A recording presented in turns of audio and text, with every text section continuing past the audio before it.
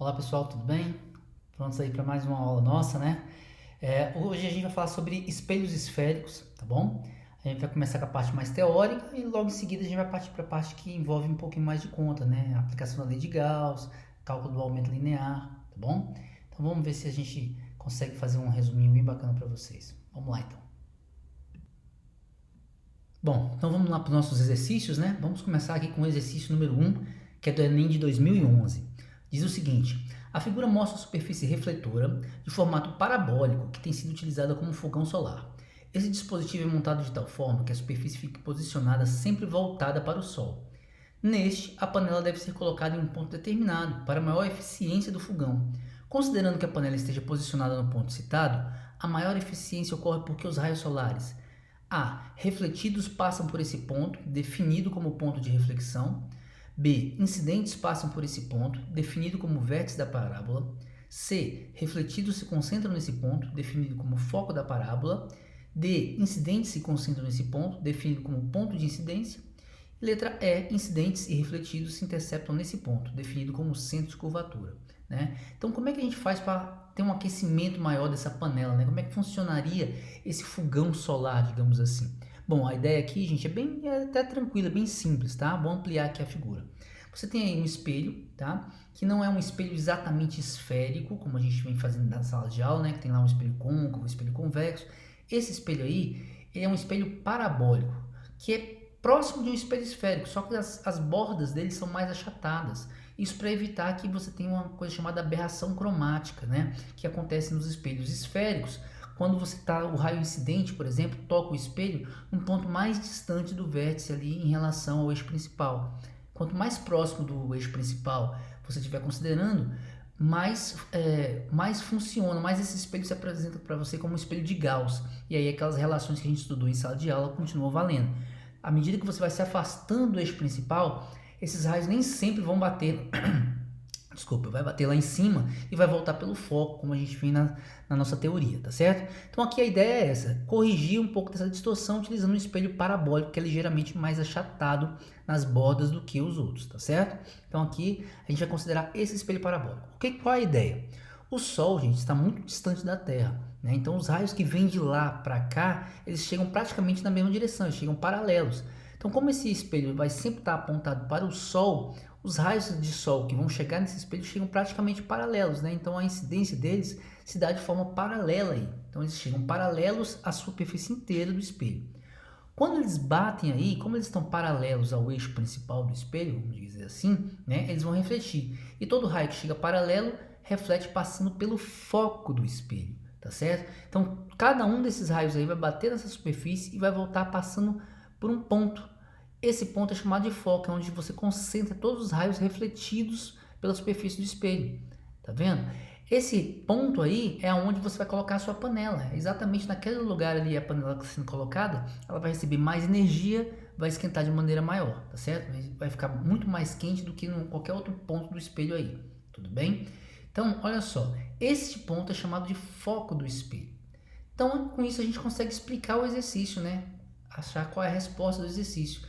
Considerando que a panela esteja posicionada no ponto citado, a maior eficiência ocorre porque os raios solares refletidos, né, aqueles que saem depois de ter batido no espelho, se concentram nesse ponto, definido como o foco da parábola, como a gente mostrou ali. Então, portanto, a letra C, a resposta do exercício. Tudo bem? Vamos para o próximo. Enem de 2010. Sabe-se que em um espelho convexo, a imagem formada está mais próxima do espelho do que esse está do objeto, o que parece entrar em conflito com a informação apresentada na reportagem, que era uma reportagem que a gente recortou aí para poder deixar a questão mais enxuta aqui, tá certo? Essa aparente contradição é explicada pelo fato de, né? Qual é a ideia aqui, né? Resumindo o que a gente está falando. Quando você olha para um espelho convexo, né, gente? Você se vê lá pequenininho, bonitinho, parece que você está mais distante, quando na verdade a imagem está mais próxima do espelho do que aparenta, tá bom? Ela está mais próxima do espelho do que o objeto está do espelho. Uma coisa que parece que é uma contradição, que você está se vendo bem pequenininho lá dentro, tá bom? E aí ele pede para você explicar essa contradição. Por que isso existe, né? Porque a imagem projetada na retina do motorista ela é menor do que o objeto? A velocidade do automóvel afetar a percepção da distância? porque o cérebro humano interpreta como distante uma imagem que é pequena, porque o espelho convexo é capaz de aumentar o campo visual do motorista, ou o motorista perceber a luz vinda do espelho com a parte lateral do olho, né? Qual seria a explicação melhor para esse caso, para essa aparente contradição aí? Então vamos lembrar como é que o espelho convexo ele trabalha, ele produz a nossa imagem, né? Então aqui eu representei, ó, um espelho convexo, né? A barriguinha para fora ali, tem um foco, tem um centro de curvatura, né? Que seria para fechar ali atrás. E aí você tem um objeto aqui na frente, vou representar uma árvore. Cada ponto da árvore, gente, joga luz para todos os cantos que você tem aí. Eu vou precisar só de 2 desses raiozinhos de luz. E eu vou pegar o ponto mais alto da árvore. Então a gente vai achar a imagem do ponto mais alto da árvore, tá bom? Com 2 raiozinhos de luz já basta. Então eu vou pegar um deles que chega ao espelho paralelo ao eixo principal. Esse aí que a gente acabou de desenhar, tá? O que acontece? Esse raiozinho vai bater no espelho e vai refletir. Como é que ele reflete? Ele sempre reflete com o mesmo ângulo de incidência, né? Então você teria... Ou você projeta normal ali, né, 90 graus com o espelho, seria um raio da bicicleta ali, e o mesmo ângulo de chegada igual de saída, para você desenhar, ou lembrar que todo raio que chega paralelo ao eixo principal, ao refletir no espelho, ele passa pelo foco. Como o foco está dentro do espelho, e o raio precisa ser refletido, ele não vai atravessar o espelho, a direção que ele reflete é a direção que passa pelo foco, ou seja, essa direção aí. Então ele vai bater ali no espelho e vai voltar nessa direção, tudo bem? E outro raio, por exemplo, que eu poderia fazer, seria um que chegasse diretamente ali, ó, na direção do foco, tá? Vou estender aqui para você ver que está chegando na direção do foco. Todo raio que chega pelo foco, bate no espelho e reflete paralelo ao eixo principal. Então vai voltar daquela maneira ali. E onde que está a imagem? A imagem, gente, vai estar onde os raios refletidos se cruzarem, né? Como eles não se cruzam na frente do espelho, não tem imagem na frente do espelho, não tem imagem real, mas tem uma imagem virtual, já que se você esticar os raios refletidos, você poderia ver um cruzamento entre eles, né? Por exemplo, um já está ali mais ou menos desenhado, o outro eu vou esticar, o aqui de baixo, né? Aquele paralelo ao eixo principal ali, eu estico ele, e esses 2 lados pontilhados que se cruzam ali, é ali a nossa imagem, ó. Vamos representá-la bem naquele pontinho, tá bom? Repare que a imagem é menor do que o objeto, né? Ela é de cabeça para cima e ela está dentro do espelho, então é uma imagem virtual, menor e direita. Sempre, todo espelho convexo produz imagens virtuais, direitas e menores, tá bom? Agora, olha o interessante, olha a distância que o objeto de verdade, a árvore de verdade está do espelho, e olha a distância que a imagem ficou do espelho. Repara que ela aparenta ser menor, porém ela está mais próxima do espelho. É essa contradição que a pessoa lá se referia no enunciado, né? Porque pareceria que ela estaria mais distante. Agora, por que a gente tem essa percepção de uma provável contradição, né? Aí entra a parte do nosso cérebro. Porque o nosso cérebro ele interpreta como distante uma imagem que está pequena, tá certo? Então, a ideia aí basicamente seria a letra C, né? Que essa contradição se dá porque o nosso cérebro está interpretando como distante uma imagem que aparentou pequena na hora que ela foi construída. Então, a gente dá aquela sensação de profundidade para ela. Tudo bem? Questão 3, da Unesp de 2016. Quando entrou em uma ótica para comprar novos óculos, um rapaz deparou-se com 3 espelhos sobre o balcão. Um plano, um esférico côncavo, né, e um esférico convexo. Todos capazes de formar imagens nítidas de objetos reais colocados à sua frente. Notou ainda que ao posicionar sempre a mesma distância desses espelhos, via 3 diferentes imagens de seu rosto, representadas na figura a seguir. A imagem A, a imagem B e a imagem C, que eu já vou ampliar ali para a gente observar melhor. Em seguida, associou cada imagem vista por ele a um tipo de espelho e classificou-as quanto às suas naturezas. Uma associação correta feita pelo rapaz está indicada na alternativa A. O espelho A é o côncavo e a imagem conjugada por ele é real. B. O espelho B é o plano e a imagem conjugada por ele é real. C. O espelho é o côncavo, o espelho C, né? É o côncavo e a imagem conjugada por ele é virtual. D. O espelho A é o plano e a imagem conjugada por ele é virtual. E. O espelho C é o convexo e a imagem conjugada por ele é virtual. Então, ele está perguntando qual que é qual, né? Que espelho é plano, que espelho é convexo, que espelho é côncavo, né? E se essas imagens conjugadas são virtuais ou reais, tá bom? Então, a gente tem que lembrar algumas coisinhas, né? Como é que a gente pode fazer isso observando essa figura. Repara que cada espelho traz um tamanho de imagem, né? Tem um que tem a cara bem grandona, um com a cara bem pequenininha, né? Como ele já citou que são 3 espelhos diferentes, um côncavo, um convexo e um plano, né? O menor deles, aquele que dá sempre imagens menores, tá certo? Imagens menores, é o convexo, tá? Aquele que dá imagens sempre do mesmo tamanho, iguais, é o plano. E aquele que dá imagens que podem ser tanto maiores quanto menores do que o objeto, é o côncavo, tá bom? Mas o único que tem a capacidade de ampliar a imagem é o espelho côncavo. Então, isso já é uma dica interessante. Como o espelho que tem a maior cara ali, né, vai ser o que tem a imagem ampliada, que senão os outros dois teriam que reduzir a imagem, né? Então a gente já pode identificar o seguinte: aquele com tamanho mais ou menos natural ali, né, nenhuma coisa nem outra, nem aumentada nem diminuída, esse seria o nosso espelho plano, tá bom? Aquele que tem o menor rostinho ali seria o espelho convexo, que sempre dá imagens menores de um objeto, tá certo? E aquele que tem um rosto maior ampliado, esse seria o espelho côncavo, tá bom? Então, o A seria o convexo, o B seria o plano e o C o côncavo. Agora, a gente tem que lembrar, né, gente? Nesses 3 casos aí, a gente se vê, olhando para o espelho do jeito que está representado aí, dentro do espelho. Então, essas 3 imagens aí estão dentro do espelho, são imagens virtuais, né? E toda imagem virtual é uma imagem direita, então tem que lembrar disso, tá? As imagens são direitas. Por serem direitas, todas elas são virtuais. Se tivesse alguma de cabeça para baixo, seria imagens reais, né? No caso aí, de um objeto real, o único capaz de produzir uma imagem real seria o espelho côncavo também, né? Ele poderia produzir até uma imagem ampliada de cabeça para baixo, só que seria uma imagem real, tá bom? Então, a resposta do nosso exercício aí seria, vamos lá. Letra A, o espelho A é o côncavo. Não, a gente mostrou que o espelho A era o convexo, né? Portanto, essa alternativa A é falsa. Letra B, o espelho B é o plano. Sim, o espelho B é o plano. A imagem conjugada por ele é real? Não. Imagens virtuais, então é falso. Letra C, o espelho C, né, no caso, é o côncavo? A gente mostrou que sim. E a imagem conjugada por ele é virtual? A gente também mostrou que sim. Portanto, letra C, verdadeira. A letra D, o espelho A é o plano? Não, o espelho A é o convexo, né? Portanto, falsa. E o espelho C é o convexo? Não, o espelho C é o côncavo, como a gente mostrou. Dessa maneira, gente, a única opção correta aí seria a letra C. Essa seria a resposta do nosso exercício 3. Tudo bem? Exercício 4. Com base no estudo da ótica física, mais especificamente no que se estuda sobre espelhos, é correto afirmar, né? A gente vai marcar as questões que estão verdadeiras e falsas aí.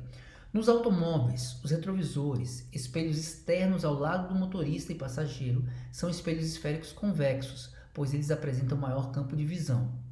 2. Para realizar um exame de canal auditivo, os médicos, né, utilizam um instrumento com um espelho côncavo e uma fonte de luz, o que fará com que a imagem conjugada no instrumento seja aumentada quando a distância entre o canal auditivo e o instrumento for menor que a distância focal do espelho. 3. Nos espelhos planos, quando um objeto é colocado à sua frente, teremos uma imagem conjugada nesse espelho que será virtual, direita e de mesmo tamanho do objeto. E 4. Quando colocamos um objeto entre 2 espelhos planos, cujas superfícies refletoras formam entre si um ângulo de 40 graus, obteremos a formação de 8 imagens. E ele pede para a gente falar quais são as afirmativas que estão corretas aí, né? Então vamos julgar os itens uma a uma, tá bom? A primeira lá em cima diz o seguinte: nos automóveis, os retrovisores, espelhos externos ao lado do motorista e passageiro, são espelhos esféricos convexos, pois eles apresentam maior campo de visão. Isso é verdadeiro ou falso, né? Aqueles espelhos, gente, eles servem para você observar o que está no exterior do seu carro. E quanto mais informação você tiver, melhor. Então você precisa de espelhos que realmente ampliem o seu campo de visão. Mas para ampliar o campo de visão, você tem que reduzir o tamanho da imagem. Então, esses espelhos, sim, são espelhos convexos, né? Que eles não vão inverter a sua imagem, não interessa a que distância o objeto esteja, você sempre vai ver ele de cabeça para cima, né? Sempre dentro do espelho, mas um tamanhozinho menor, o que permite ver mais coisas, eles ampliam o campo de visão, né? Então, esse item está correto, tá bom? Maior campo de visão, o item está correto. 2, vamos lá. Para realizar um exame de canal auditivo, os médicos utilizam um instrumento com espelho côncavo e uma fonte de luz, o que fará com que a imagem conjugada no instrumento seja aumentada quando a distância entre o canal auditivo e o instrumento for menor do que a distância focal do espelho.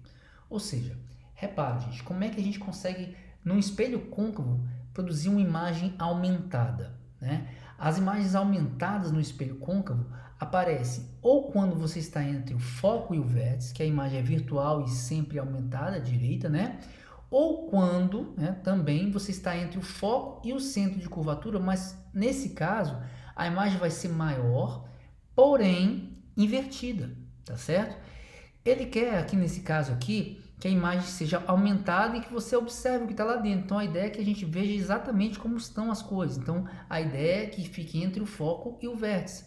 Portanto, a distância aí vai ser menor do que a distância focal do espelho. Isso aí estaria correto, tudo bem? Item 3 ali, nos espelhos planos. Quando o objeto é colocado à sua frente, lembra, espelho plano, aquele do banheiro da sua casa, né? Teríamos uma imagem conjugada nesse espelho que será virtual, direita e de mesmo tamanho do objeto. Virtual é quando a imagem está atrás do espelho, você não consegue tocá-la diretamente. O espelho plano faz isso. Direita, você não inverte, né, a parte de cima com a de baixo. Então o espelho plano também faz isso. E o tamanho é sempre o mesmo no caso dos espelhos planos, portanto esse item está correto também, tá certo? Item 4. Quando colocamos um objeto entre dois espelhos planos, cujas superfícies refletoras formam entre si um ângulo de 40, obteremos a formação de 8 imagens. Então vamos lembrar da matéria passada, né, gente? Como é que a gente calcula o número de imagens produzidas por dois espelhos planos?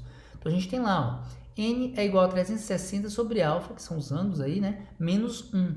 Nesse caso, o alfa é o ângulo entre os dois espelhos, que ele citou que era 40. Quando você coloca 40 ali, vai ficar 360 por 40, 36 por 4, que vai dar 9.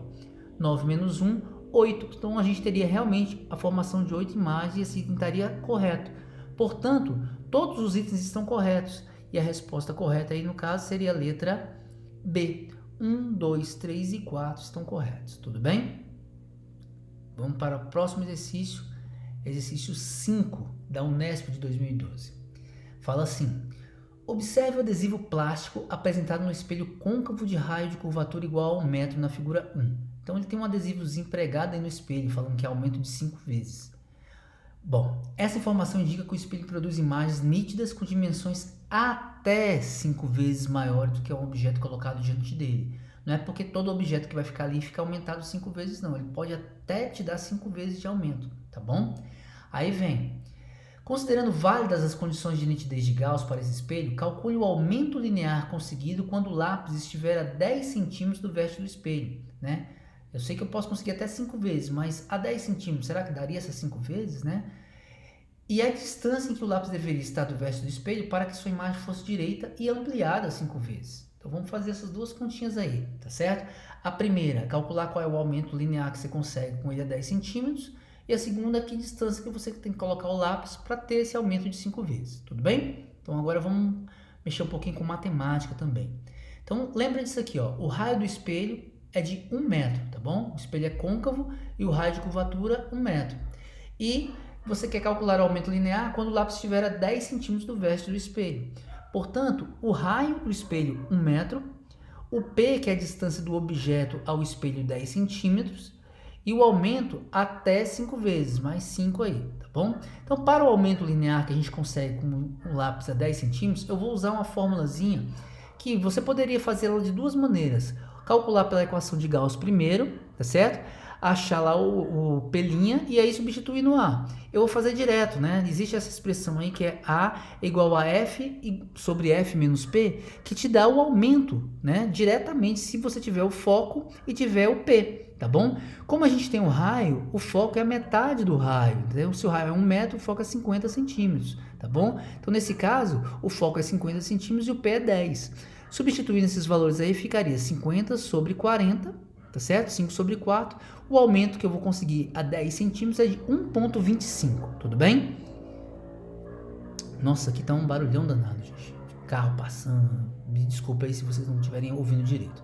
Segunda coisa que ele perguntou pra gente, a que distância esse lápis tem que estar para a gente conseguir esse aumento de 5 vezes?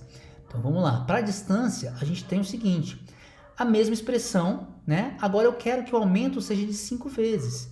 Então vai ser mais 5 porque mais 5. Eu quero o lápis de cabeça para cima também, tá certo? Então eu aumento 5 vezes. A distância focal do espelho não vai mudar, porque o raio do espelho não vai mudar. Então eu vou colocar os 50 lá e você precisa descobrir quem é esse P. Ao multiplicar ali, você tem 50 menos P é igual a 50 sobre 5, né? Passando 50 menos P para um lado e 5 para o outro. Nesse caso, então, 50 menos P seria 10. Passa o P para lá e o 10 para cá, fica que P é igual a 40 centímetros. Essa vai ser a distância que eu tenho que colocar o lápis do verso do espelho para que eu consiga um aumento de 5 vezes desse objeto, tudo bem? Questão 6. Essa agora é do ITA. Diz o seguinte, um jovem estudante, para fazer a barba mais eficientemente, resolve comprar um espelho esférico que aumente 2 vezes a imagem de seu rosto quando ele se coloca a 50 centímetros dele.